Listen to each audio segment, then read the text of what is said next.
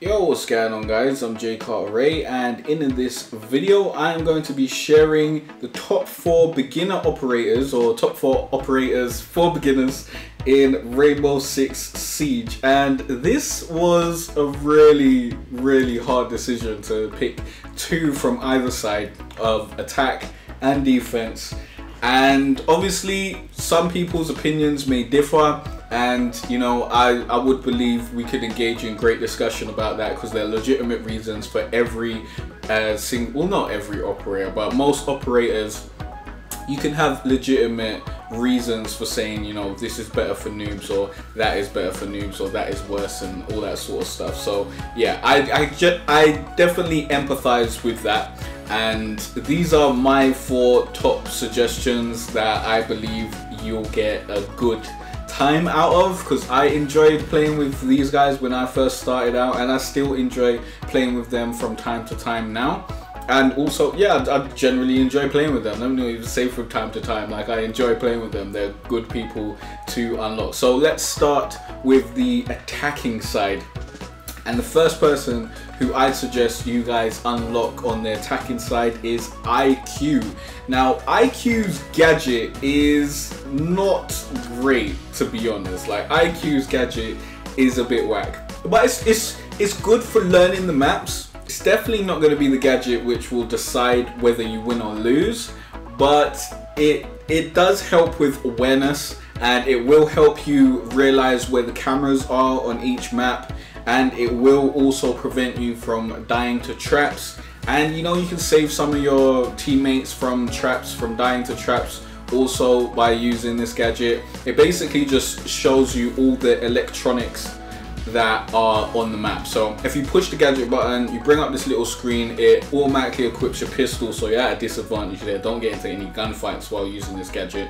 But using that little screen, you will basically see any electronics in the area, and I think it will tell you the distance of those electronics and all that sort of stuff. And you can also locate those electronics through obstacles such as walls. So you can find the objective with this if you haven't found the objective with your drones. And I personally use it to find cameras and traps and Jaeger's air defense gadgets, because you know, getting rid of those makes it pretty nice for Fuse.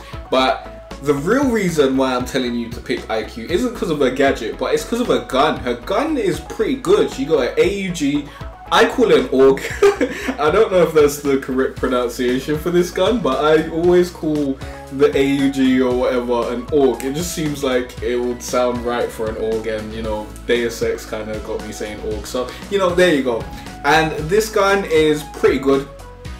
I like it. I think it's got pretty good accuracy, okay damage. Now, I'm not going to go into the deep stats of these guns, because I don't really do that. Like, I don't really look at the deep stats of these guns and whatnot. I just go by, does it feel good? And this gun definitely does feel good, and it felt very welcoming as a noob. I was gonna say usable, but all the guns are usable. But it kind of eased me into Rainbow Six, and I played with this gun a lot, and I don't think there's a bunch of recoil on it. It feels pretty good, to be honest. Like, it's pretty easy to control, and you know, you don't really have to worry about it, and you'll probably get a nice amount of kills, and you'll also be able to feed information to your team through the use of your gadget. Although I wouldn't suggest having it up all the time, because it really does put you at a disadvantage. But obviously this gun is really good to use. With her secondary weapon, I picked the P12 because I haven't looked through any of the other weapons. I don't even think you can change. No, you can only pick the P12. And then you have a choice between having a breach charge or a frag grenade. I've been going with the frag grenade, although maybe it's a good idea to bring the breach charge. I guess that's based on personal preference. The reason I bring the frag grenade, and as a noob I'd suggest you bring the frag grenade, is because at any time that you can deal damage to the enemy without them being able to do damage to you, that is a great position to be in. And with the frag grenade, you can throw it into an area where you know the enemy is, and you know, you don't have a shot on him, he doesn't have a shot on you, and Bob's your uncle. You ain't really got to worry about having great accuracy or anything like that. It kind of gives you a chance to get what I'd call a free kill. It's not a free kill because you had to throw the grenade, you had to know where the person is, but it's not a kill based on, you know, gun skill basically. So yeah, I'd suggest going with the frag grenade and going with the AUG. And that is IQ. I believe she's really good as a starting operator, to be honest. I think I played with her like for hours before I even moved on to anyone else or even felt comfortable with playing with anyone else. The next person I'd suggest, actually let's go back to IQ. IQ's also got a 3 speed rating, which is pretty good. That means she moves very fast. She's got 1 armor, so you don't want to be getting shot with her whatsoever. But you'll be able to move around quite nicely and get out of tough situations if you know you have the awareness. The next operator I'd suggest you unlock is Fuse. Now the reason I'd suggest Fuse is because of his cluster charge. Now his gun's pretty good also, but his cluster charge is a pretty good gadget for you to grab. Now basically with his cluster charge, the way I'd suggest using it is to drone out an area, or at least kind of have an idea of where the enemy is. And if you kind of have an idea with where the enemy is, you can place this cluster charge on a floor, on a window, on a door, on anything that you can basically breach through. You can put the cluster charge on there and it will shoot, I think it's like 3 grenades into that room.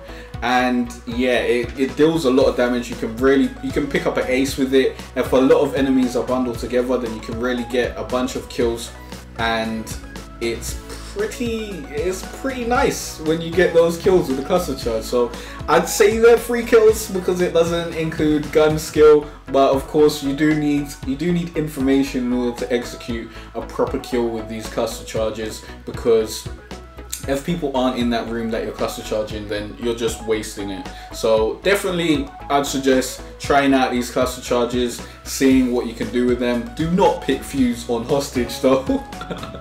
I've seen a lot of people pick Fuse on hostage and end up killing the hostage with a cluster charge. Do not do that. Don't be that guy. Please don't be that guy.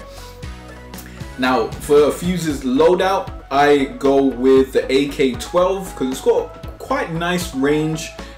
I didn't talk about my attachments on IQ or whatever. I can go back to that, but I don't think it's really necessary. I think we could do another video on like attachments and that sort of stuff, because some of them will be preference, like the sights are preference. I go with the holographic sight on most of my attachments, but you could definitely throw an ACOG on here. I think the gun is pretty nice. It's not the best gun, but it's definitely not the worst. I go with the PMM as the handgun because I haven't checked out any of the other handguns because I haven't really played Fuse super deep like that. Yeah, I generally go as Ash or maybe Sledge. Like I'm trying to try out new operators, so I'm not going with the ones that I unlocked at the beginning of the game. But yeah, and for the gadget, I go with a breach charge, but there's also a stun grenade. If you want to stun people and then fuse the room, that makes sense.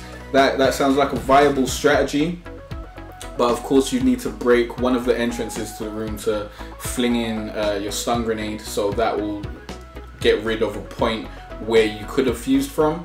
The breach charge I generally go with because I like being able to breach through places and create new openings to get like unexpected kills and stuff like that. But yeah, you can really pick either one with that. I definitely would suggest going with the AK-12. You could go with a shield and you could go with a light machine gun, but I definitely wouldn't suggest it as a noob. I tried the ballistic shield with Fuse the first time I played with him and it didn't go well. That doesn't mean to say it won't go well for you though. So if you want to try it out, definitely try it out in some casual games and see what happens. Now for the defending side, the first person I'd say to unlock is Rook. Now, Rook is a pretty good one to unlock because not only does he have a bunch of armor, so you're probably gonna not die as quickly. He also, his ability is something that's not really gonna take away from the team. Like the reason why I've picked these operators, one of the biggest reasons is to pick operators that even if you're bad with them, and even if you die like really quickly, you're not really taking a lot away from the rest of your team. So Rook is a good operator because at the beginning of the round, all you have to do is press R1 and you drop what's called your Rhino armor. It drops a supply bag full of armor plates for your team to use. Now this doesn't actually stop your teammates from dying, as far as I know. I think I was told that this armor actually raises the chance that your teammates will be downed instead of killed.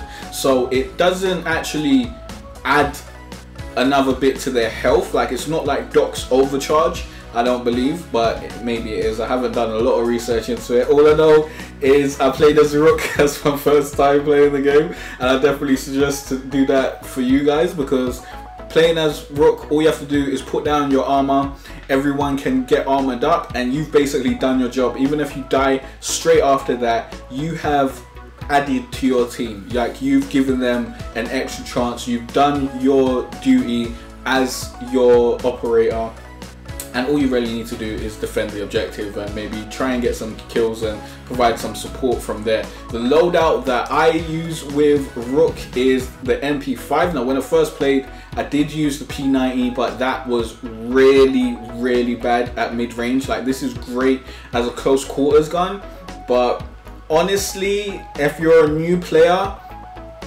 I'd say mid-range. Well, that's my play style, to be honest. You might love the close range gunfights and whatnot, but I generally do not want to get super close to my enemy, because that means, you know, higher chances of death. I like mid-range. I don't really go super long range. Like, mid-range is probably where I like to be the most. Like, that's my comfort zone.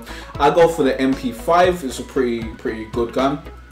It does its job. If you want to see my attachments, I've got the holographic sight, I believe. Yeah, the holographic sight.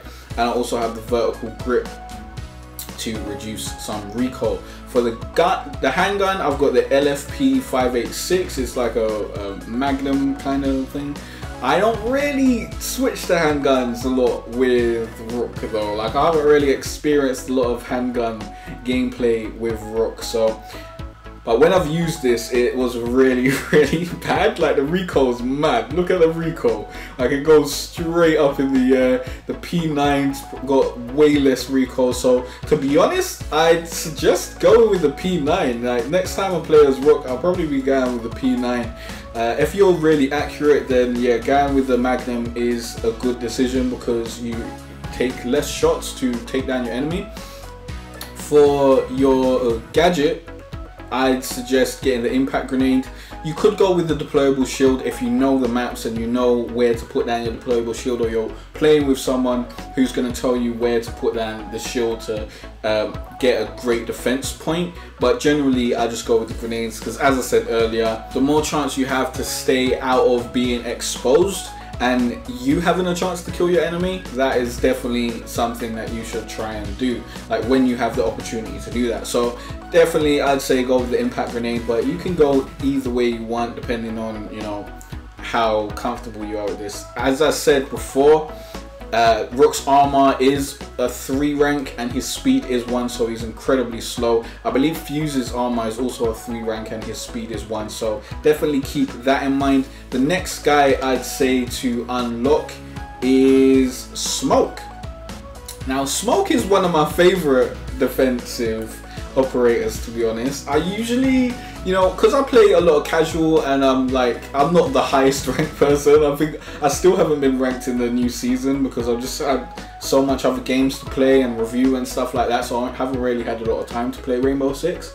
But I generally go with Jaeger because I like his gun, I like his speed, I like being able to flank around and, you know, do that sort of stuff. But Smoke is a pretty good guy to pick. And first of all, the reason why I'd say that is because his gadget is a throwable gadget, and as I've been saying throughout this whole video, any opportunity you have to not expose yourself and be able to hurt your enemy is a great opportunity as a new player, and this allows you to do that. Now the gas does have friendly fire, so that is a big negative from it. And I don't think its radius is pretty high. Like, it's not the best thing, and it's not going to kill people instantly. It's more of an area denial tool and to annoy your enemies. If you know your enemies are trying to come in through a certain route, then you can throw the gas. It also obscures vision also, so if you got a Glaz on the other team, then be wary of that, because that can give Glaz the upper hand. You definitely don't want to be fighting Glaz through smoke. That is a no-no. So yeah, I'd suggest picking smoke. I really like his gadget. And for his main weapons, now the FMG9 is a pretty good gun. Like, I enjoy this FMG9. The fire rate's pretty nice.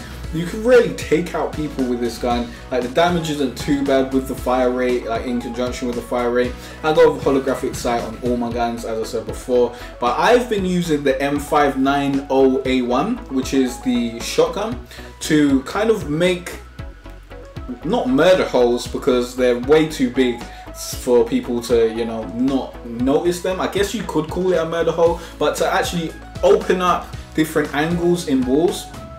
And then with the secondary gun, I've been going with the SMG11 because I heard it was OP, to be honest.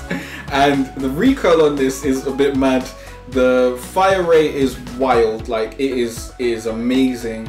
But like the amount of bullets and clips you get are very, very low. So in conjunction with the shotgun, this is a really short range type of play style. So I definitely wouldn't go out like running around with the shotgun and the SMG11. I'd stay quite close to the objective and, you know, find any opportunity to use my smokes, and then when someone comes in, find the opportunity to, you know, murder them when they try and approach the objective. Now, of course, you can pick the handgun, but I just believe that is a waste. That is really a waste when you got the choice of the SMG11, which I believe is just way better than the handgun. Now, I do go with the barbed wire. Now, you can go with the impact grenade, but I feel that with smoke, you get 3 smoke grenades. So that kind of suits my grenade, it kind of satiates my grenade need.